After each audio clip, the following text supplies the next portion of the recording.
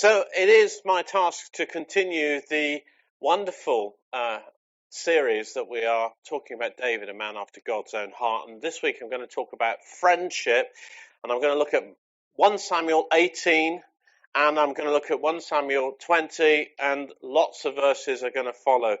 And I'm going to talk about friendship. And do you know, I realize as I've been thinking about this, I've never spoken on this subject before. I'm going to talk about the friendship between David and Jonathan.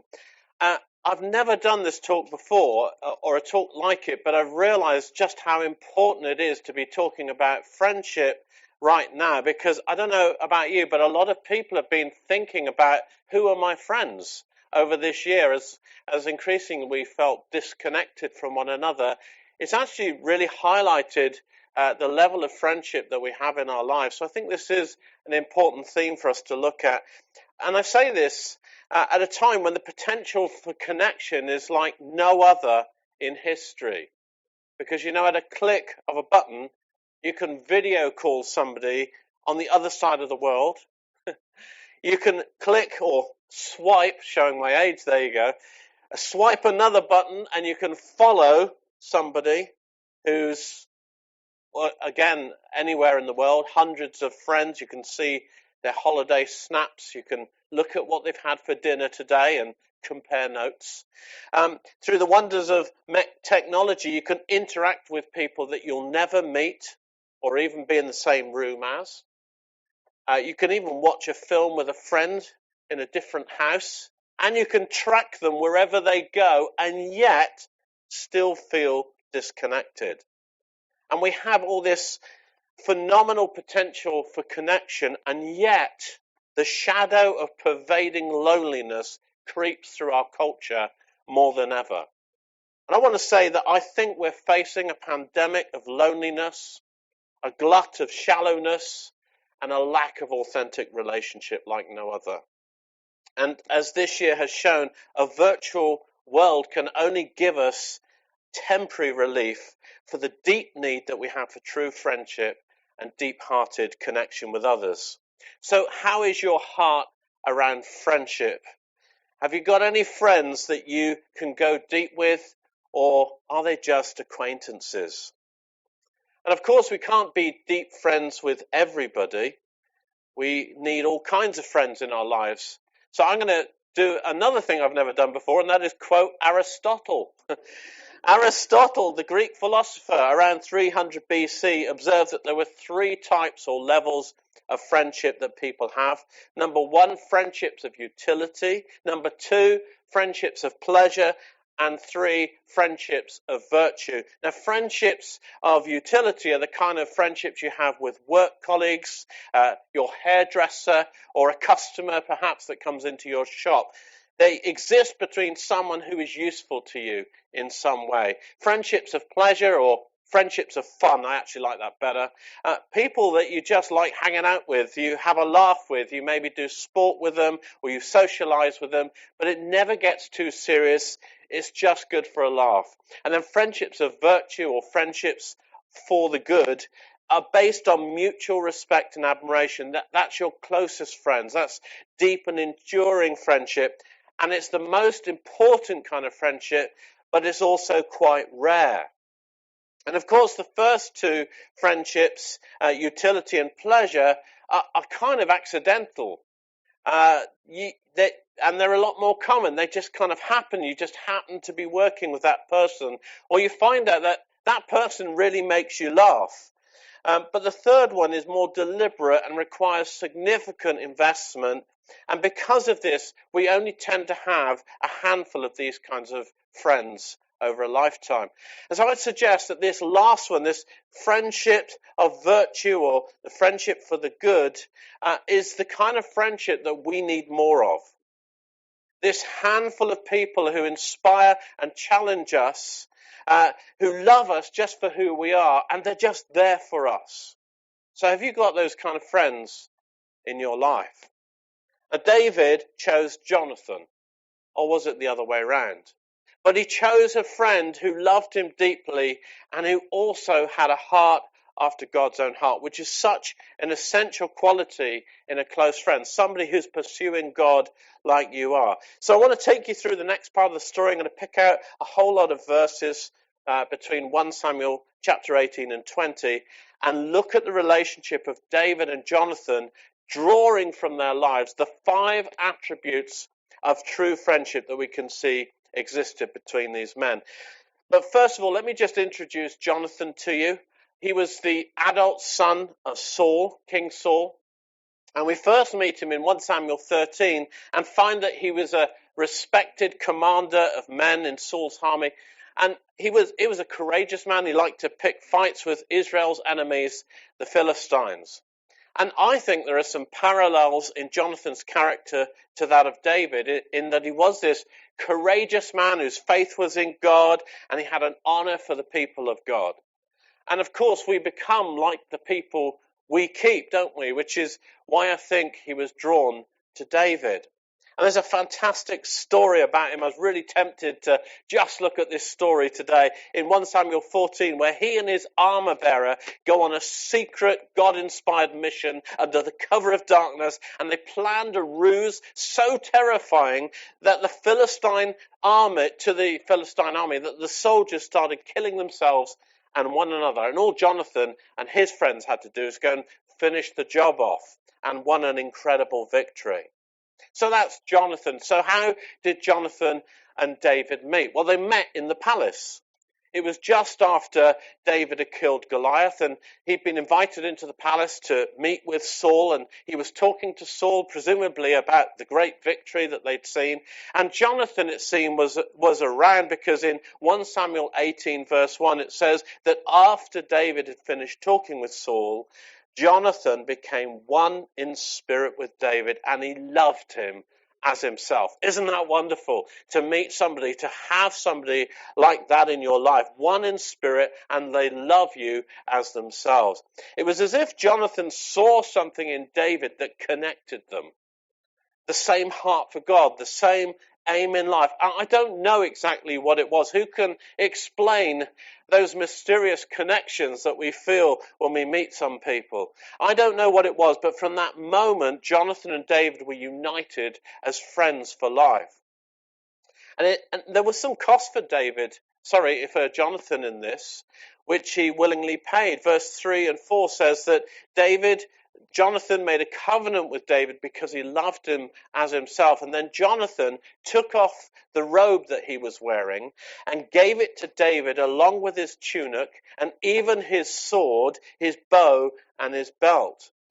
That might seem a little strange to us. It might have even been a bit strange to them. The king's son giving his clothes to the shepherd, but it was a supernatural thing. Jonathan made a covenant in that moment to follow David. It was his way of saying, I see it in you. I see the call of God on your life, and it's a calling that isn't mine, even though I'm the king's son. He was the king's son, you see. He was meant to inherit the throne, but in that moment of revelation, he passed on that mantle of kingship to David and says, no, it's not me, it's you. You're number one, I'm number two. And it's here we begin to see some of those attributes of true friendship which run through the whole story of Jonathan and David's relationship. So here's the first one, and you might want to note them down as we go along, because I'm going to do something with these headings at the end. So if you want to write these down as we go along, here's the first one, the 5 attributes of true friendship. Number 1, true friends celebrate your success as if it were their own. We don't know how Jonathan had this revelation about David. I mean, perhaps God had just opened his eyes and he saw it. Or perhaps the rumors of Samuel's anointing of David had reached the palace. Or maybe in the conversation between David and Saul, somehow it had come up, which may explain a few things about how Saul hated David. But we don't know. But in that moment of recognition, Jonathan doesn't back off. He doesn't smile and say all the right things and then stab him in the back a bit later. No, he takes off his royal clothes and gives them to David to wear. He removes his weapons, making himself vulnerable to David instead. In that moment of covenant, Jonathan recognized to his own loss David as the true successor of his father. And you know, the amazing things about true friends is that they will overlook your failings. You know, the clothes that David wore, the weapons that he used, and choose instead to recognize and call out your greatness, who you are, who you're called to be, and most importantly, that they celebrate your successes as if they're their own. So have you got any friends like that? Friends who bring out the best in you, friends who see your potential even if it's beyond their own, friends who aren't jealous of you or your gifts, your possessions or your position, but who celebrate your success as if it's your own. Or can you be that kind of friend for someone else? Well, that's pretty challenging, isn't it? Well, that's the kind of friendship that we see in David and Jonathan. And here's the next attribute of true friendship we see between these men. Number 2, true friends speak well of you. I mean, you know the story that King Saul was increasingly losing his grip on reality, and he was becoming obsessed, actually, with David's growing popularity, and has started to try and kill him. Not just in a covert way at this stage in the story, kind of, I was playing with my spear one day and whoops, it slipped. Or, do you know, he was on the front line, don't know how he got there, should never have been there, and he was killed, desperately hacked to death. Never mind, you know. It wasn't covert anymore because Saul was deliberate in his business to get David killed, to kill him himself. So 1 Samuel 19 verses 1 to 7 says this. Saul told his son Jonathan and all the attendants to kill David. That's a royal command to kill David. But Jonathan had taken a great liking to David and warned him about it. He says, my father Saul is looking for a chance to kill you. So be on your guard tomorrow morning. Go into hiding and stay there. I will go out and stand with my father in the field where you are. I'll speak to him about you and I will tell you what I find out. Now, if there had been any jealousy in Jonathan or any competition with David, this was his opportunity, actually. I mean, you know how it starts. Someone criticizes a friend of yours that you don't even know that you are remotely threatened by. And for some reason, you start to entertain that criticism and find it to be a slightly delicious morsel. And you start to look for evidence of what you've heard yourself and find even more people who think the same things. And before you know it, your friend is no longer your friend, but your enemy. And you're out for as much character assassination as you can find. I know. I've done it. I've thought it. I've felt it.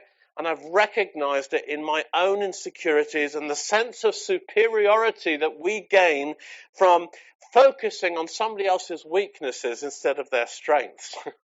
Anybody, am I the only one who's ever done this? I mean, even as I've written this talk this week, I have been convicted of some of my attitudes. But fortunately, Jonathan was not that kind of friend. Verse 4, it says that Jonathan spoke well of David to Saul, his father, and said to him, let not the king do wrong for his servant David. He hasn't wronged you, and what he has done has benefited you greatly. He took his life in his hands when he killed the Philistine. The Lord won a great victory for all Israel, and you saw it and were glad. Why then would you do wrong to an innocent man like David by killing him for no reason?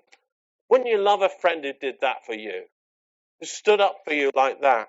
And then verse 6, it says that Saul listened to Jonathan and took this oath. As surely as the Lord lives, David will not be put to death, he says.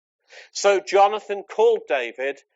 Didn't know he had phones then, did you? He called David and told him the whole conversation. He brought him to Saul, and David was with Saul as before. So a true friend speaks well of you behind your back. They speak well of you. They can even help to broker reconciliation with those who are out to bring you down. I mean, wouldn't it be great to have a friend like that you can rely on? Or wouldn't it be even better to be a friend like that for someone? To speak well of them, to defend them, and to bring reconciliation. And here's the third attribute of true friendship. True friends are not afraid to challenge you. You know, when we're immature in our understanding of friendship, we can so easily fall into the trap of thinking that a true friend is someone who agrees with you about everything. And say, you know, it's such a great friend. We never fall out about anything. They only ever say encouraging and positive things to me. They never criticize me. But you know, that is just not true. That is not the kind of friend that we need. Sometimes it's having a friend who loves you enough to take the risk in the friendship to say the hard things that need to be said. Now, often what we need out of a friend more than anything is someone to speak sense to us, to care enough to tell us what nobody else will say. So have you got anyone in your life like that? This is what David needed in chapter 20. Things had got so bad with Saul that despite the promise that he'd made, the oath that he'd just made to Jonathan in the previous chapter, David has to run. And it says in verse 1 of chapter 20 that David fled from Naioth at Ramah and went to Jonathan and asked, "What have I done? What is my crime? How have I wronged your father that he's trying to kill me?" Now here is his friend's challenge. Verse 2, "Never," Jonathan replied. "You are not going to die. Look, my father doesn't do anything great or small without letting me know. Why should he hide this from me? It isn't so." Now, of course, we know the story that Saul by this time had crossed a line and decided that he wants to kill David. And so Jonathan's reassurances might look a little hollow to us. But at this point, there is no evidence of this decision. And so Jonathan's role is to challenge David's paranoia and speak some sense to him. "My dad wouldn't do that kind of thing," he said. "Don't you remember the covenant he's just given us? We wrote it down in the last chapter. David, you're overreacting. Slow down a bit and let me give you some facts in the situation." And you see, it makes no difference that we can see that Jonathan was wrong about his father on this occasion, because his role in friendship for David was protective and reassuring. He stopped David in his tracks and he made him think. So when have you done that for somebody recently? When have you warned them to slow down? Think about it. When have you reflected back on how they're coming across or where you may have got it wrong? Or which of your friends would you allow to do that for you? True friends do this for one another, and then they stand by us when it all goes wrong. And so that's the fourth attribute. True friends are more than just fair weather friends. In the light of David's flight from Saul, Jonathan once again takes up his cause and goes back to his father, the king, on David's behalf, and it doesn't go well. Verse 30 of chapter 20, Saul's anger flared up at Jonathan. He said to him, "You son of a perverse and rebellious woman, don't you know that you've sided with the son of Jesse to your own shame and to the shame of your mother who bore you? As long as the son of Jesse lives on this earth, neither you nor your kingdom will be established. Now send someone to bring him to me, because he's got to die." "Why should he be put to death? What has he done?" Jonathan asked his father. But Saul hurled his spear at him, his son now, to kill him. And then Jonathan knew that his father intended to kill David. So Jonathan got up from the table in fierce anger. On that second day of the feast, he didn't eat because he was grieved at his father's shameful treatment of David. So here is a test of friendship more than any other. Do your friends stay around when things go wrong for you? In times of sickness, despair, fear? How many friends would you take a spear for? When has a friend stayed when others have left? There are not many who can sit with us through times of mental illness, depression, huge disappointment, grief, and unending questions. The true friends are those who choose to commit to us even when things go wrong, desperately wrong.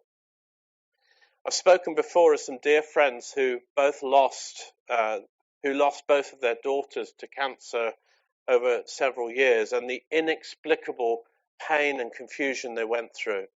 And I just have to confess to you, I just didn't know what to do. I hardly knew what to do. I had no words. I had no wisdom.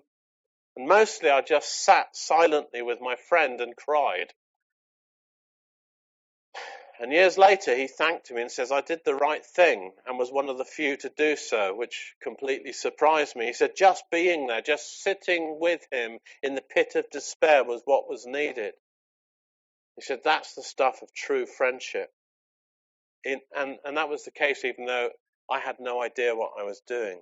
I just knew that I wanted to be there with my friend. So are you a fair weather friend or an all-weather friend? And who is that person for you? And here's the final attribute. Number 5. True friends stay friends even when you move away. It's my observation, having moved on from several workplaces, churches and communities over the years, that the people you thought were your friends turn out not to be, and those with whom you stay in touch and stay in touch with you are actually the ones that were your friends. And it can be a bit disillusioning at times, but it's also quite revealing. And if you can bear to work through the pain of that and get over the disappointment, there might even be some nice surprises as you discover some of the people who, oh my goodness, I didn't realize they really were my true friends. So think about that. Who are the friends that have lasted through the years because they are the most valuable? And they're the most likely to be your truest friendships because they've stood the test of time. As the Australian poet John Leonard says, it takes a long time to grow an old friend. I mean, you may feel that you have no true friends, but who have you left behind? Who do you need to go back to and pick up with? Perhaps it's time to reach out and reconnect, because this is a really good time to do it. Lots of people are thinking about this at the moment.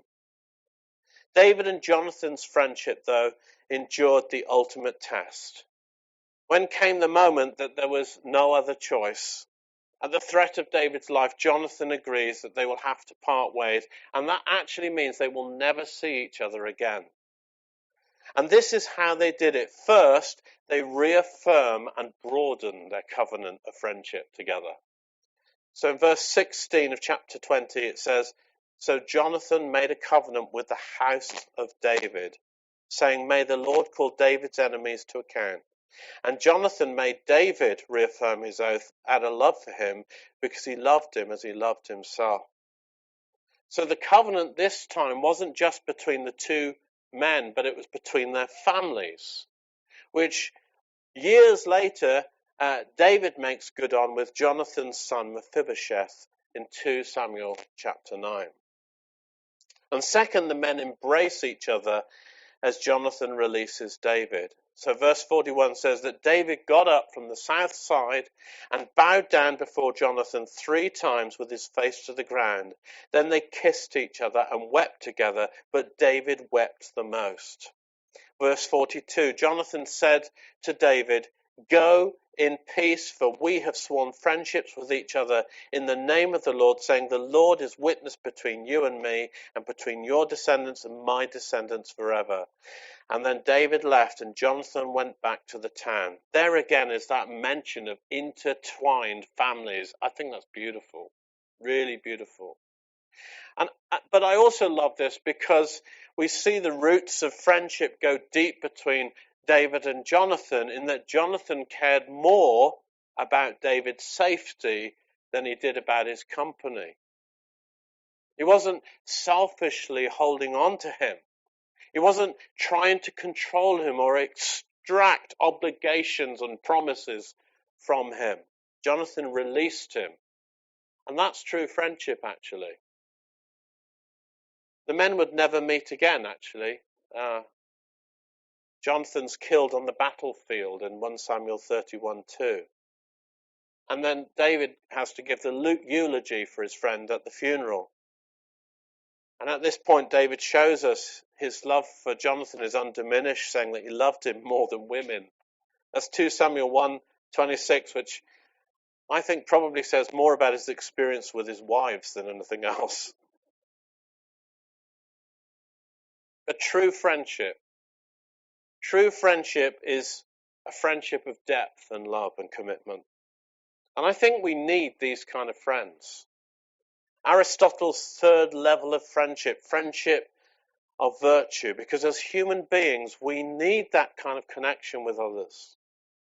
And first of all, this is just how we were made by a creator who also lives in perfect community in the Godhead. And second, because the pursuit of God is not an individual thing. You can't do it on your own. You know, if you want to grow, you're going to need people like this in your life, people that are pursuing God, people who speak into our lives, people who will speak up for us, people who will take spears for us, hopefully only metaphorically, and even fire off arrows ahead of us in times of confusion and direction, people that you can just reconnect with when you need to. We need these people who speak truth to us and care enough to do this even when it's difficult. People who'll be with us through thick and thin. These are true friends. So how do you get those kind of friends? Well, this is where I come to an overriding spiritual principle that we see in Scripture. Jesus tells us that if we give, then it will be given back to us, pressed down, shaken together, and running over. He also says that greater love has no man than he lay down his life for his friends. So here's the spiritual principle.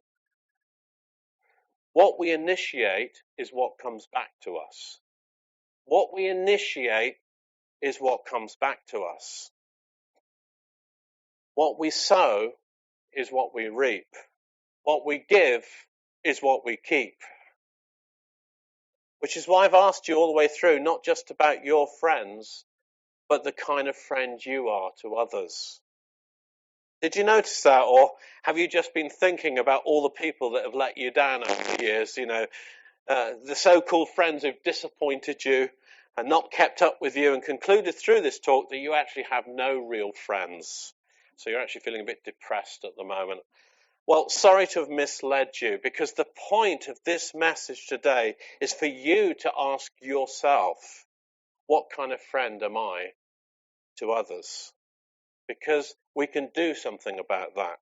You know, I can't make somebody be my friend or control what others might think about me, but I can decide what kind of friend I'm going to be.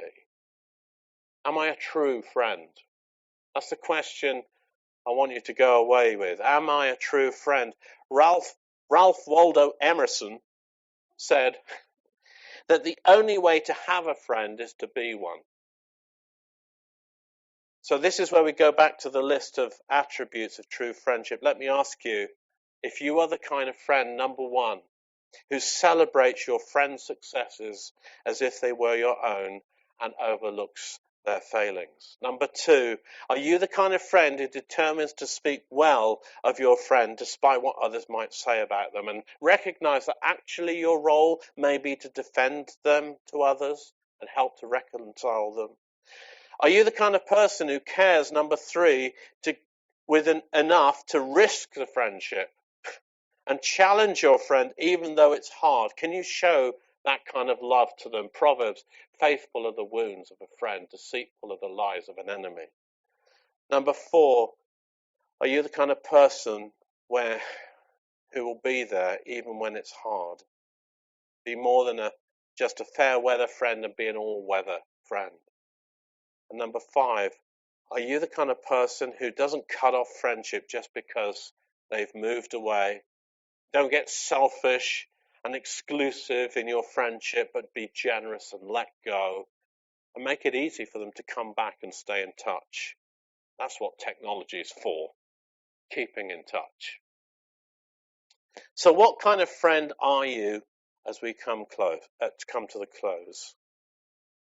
Is there someone that you need to call or write to today? Who do you need to reconnect with at this time? Take a risk. Take off your armor and make yourself vulnerable, because that builds the kind of friendships that lead to true friendship. I've got to say that as I've been through this talk, I've kept coming back to the one friend who sticks closer to a brother, closer than a brother, because Jesus actually is the perfect example of friendship. So I just want to give us a moment or two, and Pam's going to come up and lead us in a final song, What a Friend I Found. We're going to sing that song.